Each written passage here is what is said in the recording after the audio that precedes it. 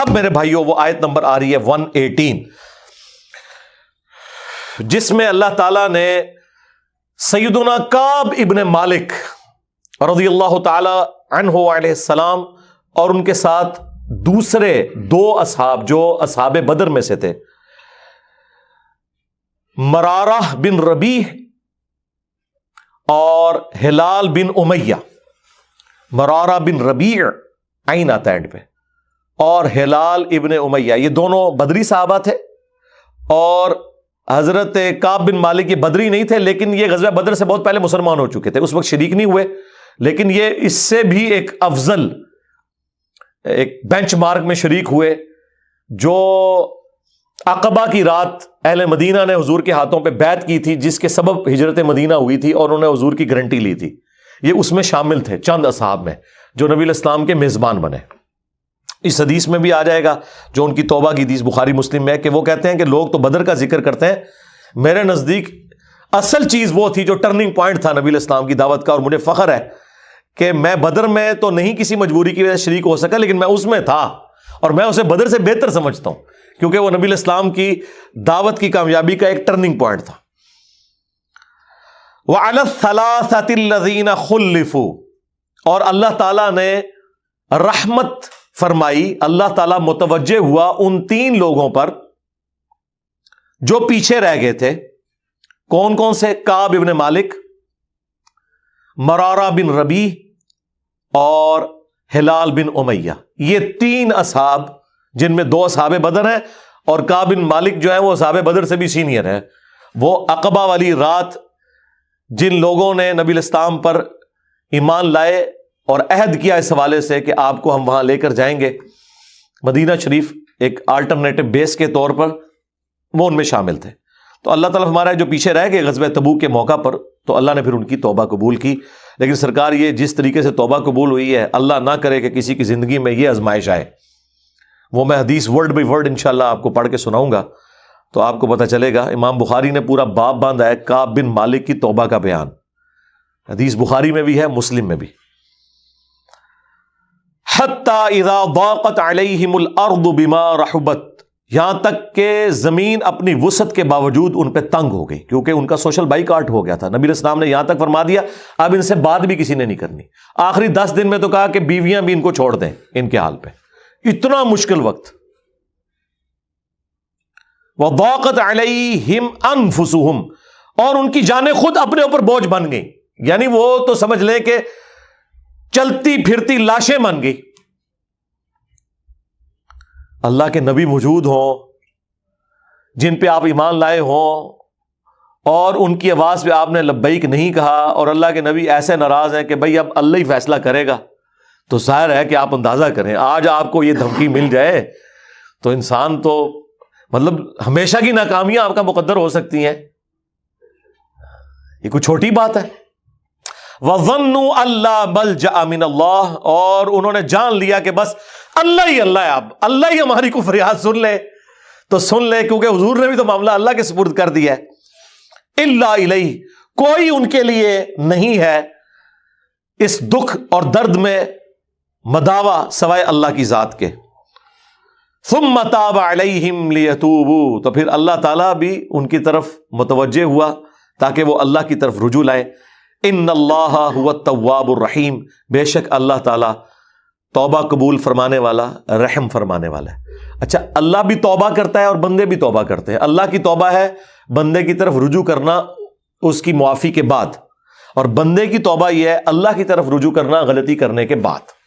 اب میرے بھائیوں وہ حدیث میں آپ کو ورڈ بائی ورڈ پڑھ کے سناتا ہوں جو بخاری اور مسلم دونوں میں موجود ہے۔ سورہ التوبہ کی آیت نمبر 118 کے کانٹیکسٹ میں کعب بن مالک کی توبہ کا بیان، یہ صحیح بخاری میں باقاعدہ امام بخاری نے باب باندھا ہے، اور اس حدیث کا انٹرنیشنل نمبر ہے 4418، اور یہ حدیث مسلم میں بھی ہے 7016۔ ورڈ بائی ورڈ میں یہ حدیث بیان کروں گا، کیونکہ اس کی رکت اسی میں ہے کہ میں اسے لفظ با لفظ بیان کروں، آپ اس تکلیف کا احساس کریں جس سے کعب بن مالک گزرے، اور پھر الٹیمیٹلی ان کی توبہ قبول ہوئی، اور ایسی توبہ قبول ہوئی کہ قیامت تک قرآن میں ان کی توبہ کا ذکر ہے کہ اللہ نے قبول کی، اور اس کی وجہ سے اس سورت کا نام سورہ توبہ ہے۔ جب وہ غزوہ تبوک سے پیچھے رہ گئے. یہ ان کا بیٹا ہے عبداللہ، وہ اس حدیث کو بیان کرتا ہے. امام بخاری نے چند واسطوں سے ان کے بیٹے سے یہ حدیث لی ہے.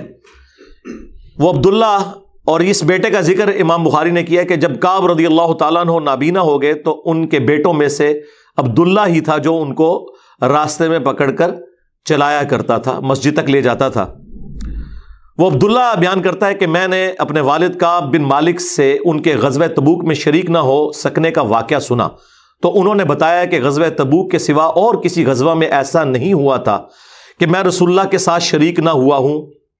البتہ غزوہ بدر میں بھی میں شریک نہ ہو سکا، لیکن جو لوگ غزوہ بدر میں شریک نہیں ہو سکے ان کے متعلق آپ صلی اللہ علیہ وآلہ وسلم نے کسی قسم کی ناراضگی کا اظہار نہیں فرمایا تھا، کیونکہ وہ آپشنل تھا.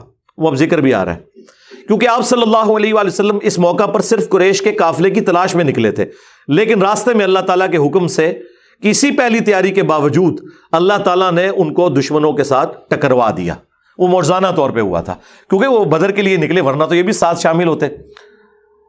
میں لیلہ عقبہ میں رسول اللہ کی خدمت میں حاضر ہوا تھا، یعنی وہ مدینہ کے لیے جو ہجرت کے لیے جن چند ساتھیوں نے انصار مدینہ نے راہ ہموار کی تھی ان میں یہ شامل تھے، جو نبی الاسلام کی زندگی کا ایک ٹرننگ پوائنٹ تھا، ایک الٹرنیٹو بیس مل گیا. تو کہتے ہیں میں اس رات موجود تھا. یہ وہی رات ہے جس میں ہم نے مکہ میں اسلام کے لیے عہد کیا تھا اور مجھے تو یہ غزوہ بدر سے بھی زیادہ عزیز ہے. اوئے خائے خائے. اگرچہ بدر کا لوگوں کی زبانوں پر چرچا زیادہ ہے، میرا واقعہ یہ ہے کہ میں اپنی زندگی میں کبھی اتنا قوی اور اتنا صاحب مال نہیں ہوا تھا جتنا غزوہ تبوک کے موقع پر، جبکہ میں آپ صلی اللہ علیہ وآلہ وسلم کے ساتھ تبوک کے غزوے میں شریک نہ ہو سکا. خدا کی قسم اس سے پہلے کبھی میرے پاس 2 اونٹ بھی جمع نہیں ہوئے تھے، لیکن اس موقع پر میرے پاس 2 اونٹ تھے. آپ صلی اللہ علیہ وآلہ وسلم جب کسی غزوے کے لیے تشریف لے جاتے تو آپ ذو معنی الفاظ استعمال کیا کرتے تھے، یعنی کوڈ ورڈز جن کے 2 معنی بنتے ہیں. وہ بخاری مسلم میں آیا کہ نبی علیہ السلام کہتے تھے کل ہم مشرق کی طرف جائیں گے، اور صحابہ کہتے ہیں ہم سمجھتے تھے کہ ہم نے مغرب کی طرف جانا ہے تاکہ جو منافقین ہیں وہ ہماری خبر لیک نہ کر سکیں. لیکن غزوہ تبوک وہ موقع تھا کہ گرمی بڑی سخت تھی، سفر بہت لمبا تھا، ریگستانی سفر تھا، اور دشمن کی فوج بھی کثرت سے تھی. رومن امپائر 700 کلومیٹر ریگستانی سفر، تمام مشکلات سامنے تھیں. اس لیے آپ صلی اللہ علیہ وآلہ وسلم نے مسلمانوں سے اس غزوے کے متعلق بہت تفصیل کے ساتھ بتا دیا تھا. یعنی یہ ظاہر ایک مشکل وقت تھا تو حضور نے کھول کے بیان کیا کہ بھائی ادھر ہی جا رہے ہیں. یعنی مطلب یہ ہے کہ جو یہ نعرے لگاتے ہیں نا کہ غلامی رسول میں موت بھی قبول ہے اور ٹکٹ کٹا لے اپنا، تاکہ اس کے مطابق پوری طرح تیاری کر لیں. چنانچہ آپ صلی اللہ علیہ وآلہ وسلم نے اس کی سمت بھی نشاندہی کر دی جدھر سے آپ کے جانے کا ارادہ تھا. مسلمان بھی آپ علیہ السلام کے ساتھ بہت زیادہ تھے، اتنے کہ کسی رجسٹر میں سب کے ناموں کا لکھنا بہت مشکل تھا. کعب کہتے ہیں کہ کوئی بھی شخص اگر اس غزوے میں شریک نہ ہونا چاہتا تو وہ خیال کر سکتا تھا کہ اس کی غیر حاضری کا کسی کو پتہ نہیں چلے گا سوائے اس کے کہ اس کے متعلق وحی نازل ہو.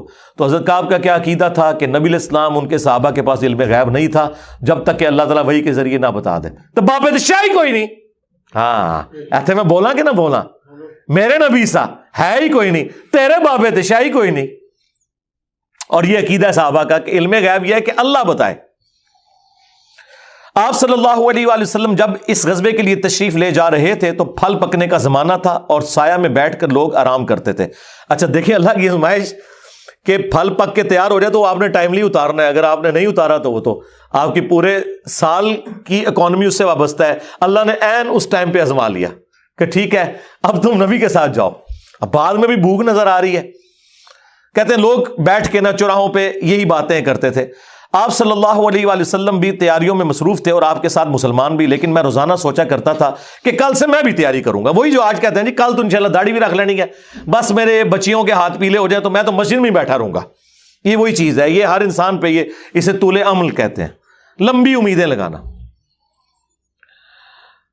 میں روزانہ اسے ٹالتا رہا. مجھے اس کا یقین تھا کہ میں تیاری کر لوں گا، مجھے آسانیاں میسر تھی.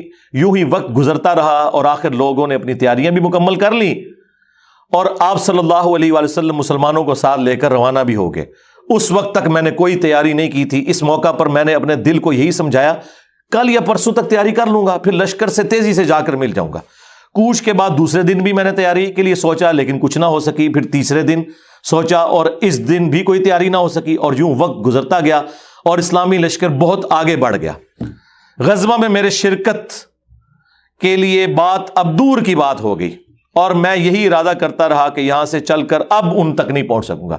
تھیندے تھیں گیا، کاش میں نے ایسا کر لیا ہوتا، لیکن یہ میرے نصیب میں نہیں تھا۔ اچھا، جرم ہو جانے کے بعد آپ یہ کہہ سکتے ہیں میری تقدیر میں یہ لکھا تھا، پہلے نہیں۔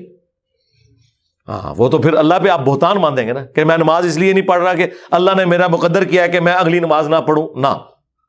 ہاں، بعد میں آپ کہہ سکتے ہیں کہ میری تقدیر میں لکھا تھا کہ میں اتنا بدبخت ہوں کہ میں نماز چھوڑوں گا، اور وہ چھوڑوں گا اپنی مرضی سے، اللہ نے تو اپنے علم سے فورسی کیا ہے۔ آپ صلی اللہ علیہ وآلہ وسلم کے تشریف لے جانے کے بعد جب میں باہر نکلتا تو مجھے بڑا دکھ ہوتا، کیونکہ یا تو وہ لوگ نظر آتے تھے جن کے چہروں سے نفاق ٹپکتا تھا، ہاں، اب پیچھے رہنے والے تو وہ تھے جو ہے ہی منافقین تھے شکلوں سے، ٹھیک ہے، یا پھر وہ لوگ تھے جنہیں اللہ نے معذور اور ضعیف قرار دے کر معاف کر دیا تھا۔ وہ سورہ توبہ میں 92 نمبر آیت میں گزرا ہے نا کہ وہ لوگ پھر رسول اللہ سے اس حال میں واپس ہوتے ہیں کہ ان کی آنکھیں آنسوؤں سے تر ہوتی ہیں کہ نہ حضور انہیں کوئی سواری دے سکتے ہیں، غریب لوگ ہیں، اور وہ لوگ بھی جو مریض ہیں ان کو اللہ تعالیٰ نے اس حوالے سے چھٹکارا دے دیا۔ آپ صلی اللہ علیہ وآلہ وسلم نے میرے بارے میں کسی سے کچھ نہیں پوچھا، لیکن جب آپ تبوک پر پہنچے تو وہیں ایک مجلس میں آپ نے دریافت کیا کہ کعب نے کیا کیا۔ آپ نظروں میں تو تھا نا جی، خاص بندے جو ہوتے ہیں وہ نظروں میں تو ہوتے ہیں، یعنی یہ تو ایکسپیکٹ ہی نہیں کیا جا سکتا کہ مین ٹیم ممبر پیچھے رہ جائے۔ تو اس سے اندازہ لگائے کہ حضرت کعب بن مالک کو چھوٹے بندے نہیں تھے۔ بنو سلمہ کے ایک صاحب نے کہا یا رسول اللہ، اس کے غرور نے اسے آنے نہیں دیا۔ اس پر حضرت معاذ ابن جبل بولے تم نے بری بات کہی، یا رسول اللہ خدا کی قسم ہمیں ان کے متعلق خیر کے سوا اور کچھ معلوم نہیں۔ تو نبی علیہ السلام نے اس کے جواب میں کچھ نہیں فرمایا۔ دیکھیں انہوں نے پوری رپورٹ لی ہے پیچھے سے کہ کیا کچھ ہوتا رہا وہاں۔ اب حضور نے کوئی ورڈنگ دی، ظاہر ہے نبی علیہ السلام کو بھی غصہ تھا۔ کعب بن مالک رضی اللہ تعالیٰ نے بیان کیا کہ جب مجھے معلوم ہوا کہ نبی علیہ السلام واپس تشریف لا رہے ہیں تو اب مجھ پر فکر سوار ہونے لگی، اور میرا ذہن کوئی ایسا جھوٹا بہانہ تلاش کرنے لگا جس سے میں کل حضرت کی ناراضگی سے بچ سکوں۔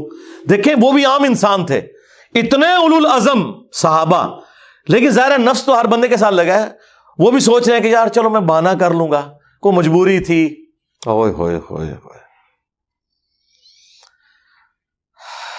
اپنے گھر کے ہر عقل مند آدمی سے اس کے متعلق میں نے مشورہ بھی کی، لیکن جب مجھے معلوم ہوا کہ نبی علیہ السلام مدینے سے بالکل قریب آ چکے ہیں تو غلط خیالات میرے ذہن سے بالکل نکل گئے، اور مجھے یقین ہو گیا کہ اس معاملے میں جھوٹ بول کر اپنے آپ کو کسی طرح محفوظ نہیں کر سکتا۔ چنانچہ میں نے سچی بات کہنے کا پختہ ارادہ کر لیا۔ صبح کے وقت حضرت جب تشریف لائے تو آپ صلی اللہ علیہ وآلہ وسلم جب کسی سفر سے واپس آتے تھے تو آپ کی یہ مبارک عادت تھی کہ پہلے مسجد میں تشریف لے جا کر 2 رکعت نوافل پڑھتے، پھر لوگوں کے ساتھ مجلس میں بیٹھتے۔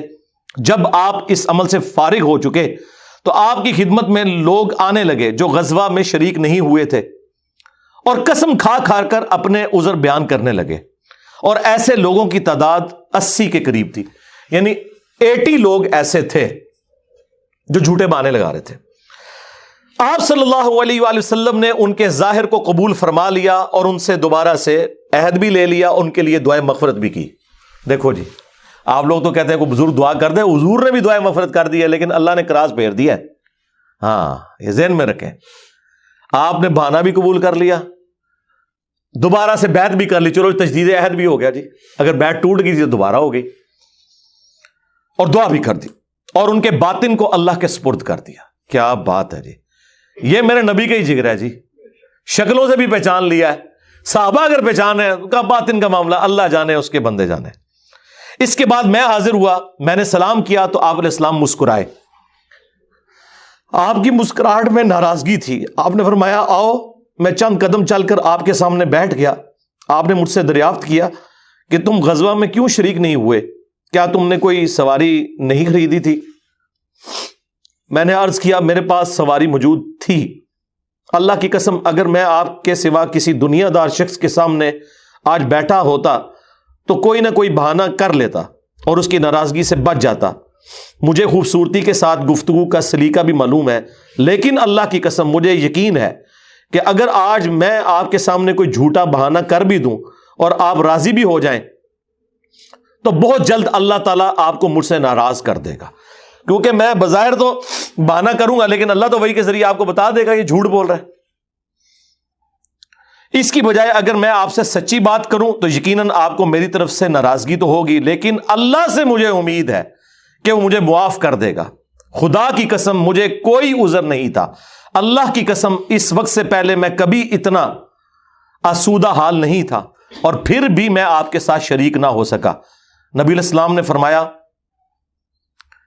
کہ اس نے سچی بات بتا دی، اچھا اب جاؤ یہاں تک کہ اللہ تمہارے بارے میں خود ہی کوئی فیصلہ کرے۔ میں اٹھ گیا اور میرے پیچھے بنو سلمہ کے کچھ لوگ بھی دوڑے آئے اور مجھ سے کہنے لگے اللہ کی قسم ہمیں تمہارے متعلق یہ معلوم نہیں تھا کہ اس سے پہلے تم نے کوئی گناہ کیا ہو، تم نے تو بڑی غلطی کی۔ آپ علیہ السلام کے سامنے ویسے ہی کوئی بہانہ کر دیتے جیسا کہ دوسرے لوگوں نے کیا، تمہارے گناہ کے لیے نبی علیہ السلام کا استغفار ہی کافی ہو جاتا، وہی جو کچھ بھی ہے تیرے محبوب کی امت سے ہے۔ لیکن سرکار یہ کعب بن مالک تھے، ان کو پتا تھا، اور مشورہ دینے والے بھی صاحب ہیں، دیکھو کیا مشورہ دے رہے ہیں کہ کوئی بہانہ کر لینا سی، حضور نے دعا کرنی سی۔ مینٹالٹی اس زمانے میں بھی اس طرح ہی تھی، یہ نہ سمجھیں آج کے لوگ ہی کہتے ہیں، اس زمانے میں بھی ڈھیلے مسلمان تو تھے، تو حضور نے تو دعا کر دینی تھی، تو نے تو یہ کام۔ اللہ کی قسم ان لوگوں نے مجھے اتنی ملامت کی کہ مجھے خیال آیا کہ واپس جا کر کوئی جھوٹا بہانہ کر ہی آؤں۔ اندازہ کرو ایڈا انہوں نے کیتا کہ چلو ٹھیک ہے میں جا کے بہانہ کر لوں۔ پھر میں نے ان سے پوچھا کیا میرے علاوہ کسی اور نے بھی کوئی ایسا عذر بیان کیا ہے؟ تو انہوں نے بتایا کہ ہاں 2 حضرات اور ہیں جنہوں نے معذرت کی جس طرح تم نے کی، اور انہیں بھی وہی جواب ملا جو تمہیں ملا۔ میں نے پوچھا وہ کون ہے؟ تو انہوں نے بتایا کہ مرارہ بن ربیع اور ہلال بن امیہ رضی اللہ عنہما۔ ان 2 ایسے صحابہ کا نام انہوں نے لے دیا جو صالح تھے اور اصحاب بدر بھی تھے، ان کا طرز عمل میرے لیے نمونہ بن گیا۔ انہوں نے کہا اگر یہ 2 بدری صحابی بھی ان کے ساتھ بھی یہی کچھ ہوا ہے نا تو میں اچھے لوگوں کی فہرست میں اب شامل ہو جاؤں، میں اب پکا رہوں۔ ان کا طرز عمل میرے لیے نمونہ بن گیا۔ چنانچہ انہوں نے جب ان بزرگوں کا نام لیا تو میں اپنے گھر چلا آیا۔ آپ علیہ السلام نے لوگوں کو ہم سے بات چیت کرنے سے ممانعت کر دی۔ لو جی سوشل بائیکاٹ ہو گیا۔ اللہ اکبر۔ بہت سے لوگ جو غزوے میں شریک نہیں ہوئے تھے ان میں سے صرف ہم 3 تھے، لوگ ہم سے الگ رہنے لگے اور سب لوگ بدل گئے۔ ایسا نظر آتا تھا کہ ہم سے ساری دنیا بدل گئی ہے، ہمارا اس سے کوئی واسطہ ہی نہیں۔ 50 دن تک ہم اسی حال میں رہے۔ میرے 2 ساتھیوں نے تو اپنے گھروں سے نکلنا ہی چھوڑ دیا، ہر وقت روتے رہتے تھے، لیکن میرے اندر ہمت تھی، میں باہر نکلتا تھا، مسلمانوں کے ساتھ نماز میں بھی شریک ہوتا تھا اور بازاروں میں بھی گھومتا تھا، لیکن کوئی شخص مجھ سے بولتا نہیں تھا۔ میں نبی علیہ السلام کی خدمت میں بھی حاضر ہوتا، آپ کو سلام بھی کرتا۔ جب آپ نماز کے بعد مجلس میں بیٹھتے تو میں اس کی جستجو میں لگا رہتا کہ دیکھوں سلام کا جواب دیتے ہیں یا نہیں، اور میری نظر حضور کے ہونٹوں کی طرف ہوتی کہ جواب میں ہلے یا نہیں۔ کنکھیوں سے دیکھتے رہتے آپ حضور جواب بھی نہیں دے رہے۔ پھر میں کوشش کرتا کہ آپ کے قریب ہی نماز پڑھوں، اور میں آپ کو کنکھیوں سے دیکھتا رہتا ایسے کر کے۔ جب میں اپنی نماز میں مشغول ہو جاتا تو رسول اللہ میری طرف دیکھتے، لیکن جو ہی میں آپ کی طرف دیکھتا تو آپ رخ انور پھیر لیتے۔ ظاہر ہے حضور کو بھی تو محبت تھی اپنے صحاب کے ساتھ، حضور دیکھتے تھے، وہ جب یعنی اپنی ناراضگی کا اظہار وہ اگر نماز میں بھی حضور کی طرف دیکھ رہے تو حضور چہرہ انور پھیر لیتے۔ تو میں ایک دن ابو قتادہ کے باغ کی دیوار پر چڑھ گیا، وہ میرے چچا زاد بھائی تھے اور مجھے ان سے بہت گہرا تعلق تھا۔ میں نے انہیں سلام کیا، لیکن اللہ کی قسم انہوں نے بھی میرے سلام کا جواب نہیں دیا۔ میں نے کہا ابو قتادہ تمہیں اللہ کی قسم کیا تم نہیں جانتے کہ اللہ اور اس کا رسول سے مجھے کتنی محبت ہے؟ انہوں نے کوئی جواب نہیں دیا۔ میں نے دوبارہ ان سے یہی سوال کیا، اللہ کی قسم دے کر پوچھا، لیکن وہ پھر بھی خاموش رہے۔ میں نے پھر اللہ کا واسطہ دے کر ان سے سوال کیا، اس مرتبہ انہوں نے صرف اتنا کہا، اللہ اور اس کا رسول زیادہ بہتر جانتے ہیں۔ دیکھیں جی اس بات کا جواب انہوں نے کہا بھائی اللہ کے نبی نے منع کیا ہے، اب بائیکاٹ ہے تیرا۔ اللہ اکبر۔ اس پر میرے آنسو پھوٹ پڑے۔ میں واپس چلا آیا اور دیوار پر چڑھ کر نیچے باہر اترا۔ پھر وہ بیان کرتے ہیں کہ ایک دن مدینہ کے بازار میں جا رہا تھا کہ شام کا ایک کاشتکار جو کہ غلہ بیچنے مدینہ آیا تھا پوچھ رہا تھا کعب بن مالک کہاں رہتے ہیں؟ لوگوں نے میری طرف اشارہ کیا، وہ میرے پاس آیا اور غسان جو بادشاہ تھا رومن امپائر کا، اس کا ایک خط مجھے دیا وہ جو اس کا ایک سمجھ لیں چھوٹی چھوٹی جو امپائر کے اندر بنی ہوئی تھی ان میں سے ایک کا وہ گورنر تھا. اس خط میں لکھا تھا کہ مجھے معلوم ہوا ہے کہ تمہارے صاحب یعنی رسول اللہ صلی اللہ علیہ وآلہ وسلم نے تمہارے ساتھ زیادتی کی ہے. نعوذ باللہ. اللہ نے تمہیں کوئی ذلیل ہونے کے لیے پیدا تو نہیں کیا کہ تمہارا حق ضائع کیا جائے. تم ہمارے پاس آ جاؤ, ہم تمہارے ساتھ بہتر سلوک کریں گے. یعنی دشمن کی فوج کے ہیڈ کی طرف سے خط آیا. جب میں نے یہ خط پڑھا تو میں نے کہا کہ ایک اور امتحان آ گیا. اچھا جی سرکار, ایک خط کسی اور کو لایا ہو کہ جی اے دیکھ لو یا رسول اللہ منو تے بڑی آفر جے. یہاں لوگ دنیا دار لوگ ہی کرتے ہیں نا جی, مجھے فلاں جگہ سے آفر ہو رہی ہے. لیکن جو اہل ایمان ہے وہ تو کہتے ہیں کہ یار میں اس لیول پہ گر گیا ہوں کہ اب کافر بھی مجھے بلا رہے ہیں. انہوں نے یہ رزلٹ نکالا, چونکہ مومن تھے نا. میں نے اس خط کو تندور میں جلا دیا. ان 50 دنوں میں سے جب 40 دن گزر گئے تو نبی علیہ السلام کا ایلچی میرے پاس آیا اور اس نے کہا کہ رسول اللہ نے حکم دیا ہے کہ اپنی بیوی کے قریب نہ جاؤ. میں نے پوچھا میں اسے طلاق دے دوں یا پھر مجھے کیا کرنا ہے؟ تو انہوں نے کہا نہیں, طلاق نہیں دینی, صرف جدا ہو جاؤ. میرے دونوں ساتھیوں کو جنہوں نے میری طرح معذرت کی تھی یہی حکم ملا. میں نے اپنی بیوی سے کہا کہ اپنے میکے چلی جاؤ, اس وقت تک وہیں رہو جب تک کہ اللہ تعالیٰ اس معاملے کا کوئی فیصلہ نہ کر دے. کعب کہتے ہیں کہ ہلال بن امیہ کی بیوی رسول اللہ کی خدمت میں حاضر ہوئی اور عرض کیا یا رسول اللہ وہ تو بہت بوڑھے اور کمزور ہیں, ان کے پاس کوئی خادم بھی نہیں, کیا اگر میں ان کی خدمت کر دیا کروں تو آپ ناپسند تو نہیں فرمائیں گے؟ بیوی دیکھو جی, بیوی خاوند کو کچھ سمجھ نہیں رہی, رسول اللہ سے جا کے پوچھ رہی ہے صلی اللہ علیہ وسلم. تو نبی علیہ السلام نے فرمایا صرف وہ تم سے صحبت نہ کریں. انہوں نے عرض کیا اللہ کی قسم وہ تو کسی چیز کے لیے حرکت ہی نہیں کر رہے. جب سے آپ ان سے ناراض ہوئے ہیں وہ دن اور آج کا دن ان کے آنسو تھمنے میں نہیں آتے. میرے گھر کے بعض لوگوں نے کہا کہ جس طرح ہلال بن امیہ کی بیوی نے ان کے لیے اجازت لے لی تو آپ بھی جا کے اجازت لے لیں.